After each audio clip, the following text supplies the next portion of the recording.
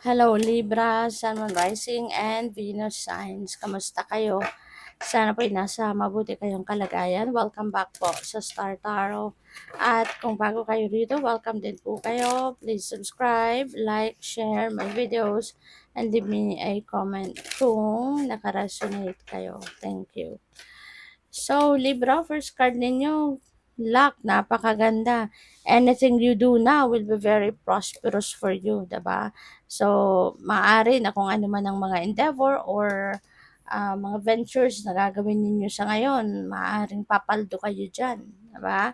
Siswertehin kayo dyan. Kaya yun ang magdadala sa iyo ng prosperity, ng abundance, talagang magkakaroon kayo rito ng kasaganaan pagdating sa pera. Kaya good luck sa'yo. Maaari, no, ng iba sa inyo dito is becoming a writer or maaaring talagang meron kang talento sa pagsusulat at probably magkakaroon kayo ng magandang opportunity dito, no, para magkaroon kayo ng mas magandang kita sa pamamagitan ng inyong panunulat, no? Maaring you are a vlogger, pwedeng content ah, writer kayo, book writer, or any creative writing career siguro ang tinatakbo ng inyong karera sa ngayon. And who knows, baka yun talaga ang magpapayaman sa inyo. So, we also have retail. Ang iba naman sa inyo dito, maaaring yung swerte ninyo sa pera ay manggagaling sa negosyo.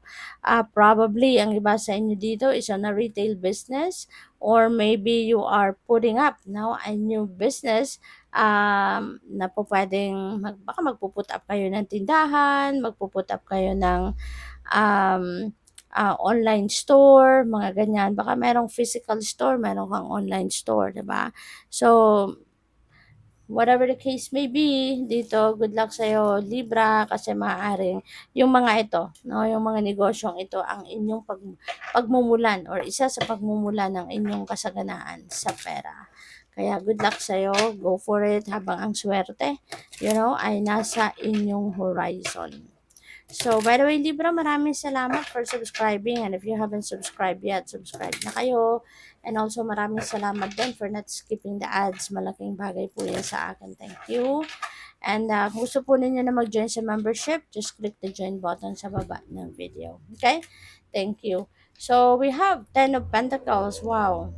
So, ang swerte ninyo nga dito pagdating sa pera, Libra, you're going to be very lucky because this is wealth coming your way. At kikita na kayo dito talaga ng bonggang-bongga. Kasi this is abundance, prosperity, financial comfort, financial freedom. So, ibig sabihin na kung saan man magagaling ang perang dadating sa inyo rito, will give you an opportunity na talagang maging maluwag kayo. Kaya kahit yung kahit yung mga luxury ninyo, yung mga wants ninyo ay maaaring magkaroon kayo. Magkakaroon na kayo ng mga ganon. This is wealth coming in, mayroong financial gain. This is also could be coming from this also could be coming from your sipag at tiyaga, 'di ba? Maaari na meron ditong kasipagan talaga kayo na naggawa in the past. This could be in business or this could be in your trabaho na sobrang babalik sa inyo ngayon bonggang financial reward, no? So, good luck sa iyo, Libra. However, Libra, meron tayong Four of Swords, which means kailangan mo ng relaxation. Kailangan mo ng rejuvenation. So, maaari, no, na yung sobrang tiyaga, sobrang sipag, maybe you've been working long hours, overtime, mga ganyan, para makuha mo yung financial reward na to, 'di ba? Yung tagumpay na yan sa pera. Kaya, pwede na ngayon, time naman, 'di ba, na bumawi ka naman sa katawan mo. Pwede kasi na ito yung naging dahilan kung bakit kayo siguro na-stress din, 'di ba? Na sobrang kapaguran ng katawan, maari ang nararanasan ninyo sa ngayon. Kaya tama lang din 'no, na mag-payback ka naman sa katawan mo, sa alagaan mo naman ang inyong sarili this time, 'di ba? It's time to replenish your lost energy, kaya kailangan mo na magpahinga, 'no? Bigyan mo muna ng sarili mo para makabuwelo, okey? Magpahinga, mag-relax, mag-rejuvenate kayo, mag-recharge kayo, 'no? 'Yun ang kailangan din ninyong gawin sa ngayon. And we also have the moon energy.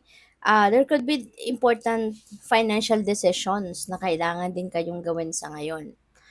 Maaari na yan ay related dito since marami kayong pera, no, na pwedeng dumating. Kaya there could be important financial decisions na kailangan kayong gawin. Let's say for example, ah, saan ninyo saan ninyo ilalagak ang inyong pera, 'di ba? Mag-iinvest ka ba? Saan ka mag-iinvest? 'Di ba? Saan ka magbabangko? 'Di ba? Yung gano'n. Anong gagawin mo sa pera? How you're going to manage your money? So, maaring mga gano'n, no, yung kailangan mong pagdesisyonan sa ngayon. And this could involve a big amount of money, 'di ba? Kaya kailangan mong pag-isipan mabuti. And na maaari din, no, na kaya kailangan din ninyo na mag-solitude, magpahinga, mag-relax, para din ano, at the same time, makapagpahinga yung katawan and at the same time yung isip ninyo, no, makapagpahinga din so that parang magkaroon ng magandang state of mind kayo so that it could help you no na makapag-isip ng mabuti, makapag-isip ng maayos no regarding dito sa mga desisyon na kailangan ninyong gawin.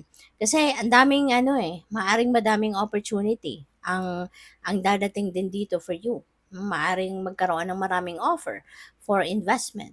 Maaring magkaroon ng maraming offer para sa iyo, no? Baka merong mga makikipag ano sa inyo, gusto makipag-partner sa inyo in business, 'di ba? So, there could be a lot of different offers na pwedeng dumating dito that might involve um, paglalabas ng pera, 'di ba? Kasi siguro people around you for sure will know, 'di ba, na mayroong na pumaldo ka. Kaya maaari no na maraming mag-aaya sa na tara magnegosyo tayo or tara mag-invest tayo, something like that. So, wag kayong basta-bastang magdedesisyon na o sige sama ako diyan o sige count me in mga ganyan.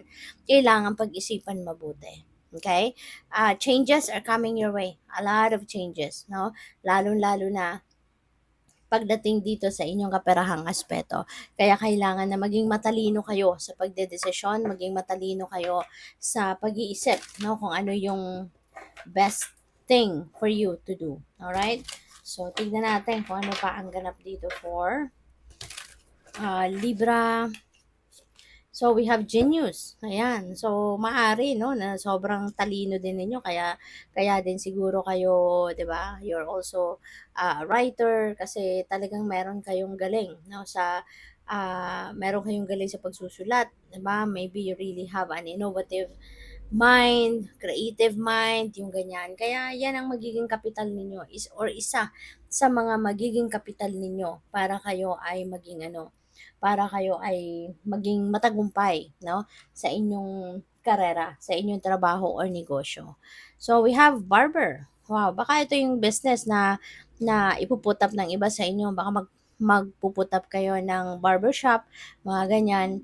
Or baka meron na kayong dating ganyang negosyo and this time, maraming branches man maaari ninyong bubuksan. Baka mag-expand kayo ng business na ito or maaari, no, na for some of you naman, Libra, baka ito yung inyong trabaho. Baka sarili ninyong shop yan, kayo din ang nagugupit, no? So, pwedeng ganun din ang ganap. So, good luck. Thank you for watching. Love and light. Namaste.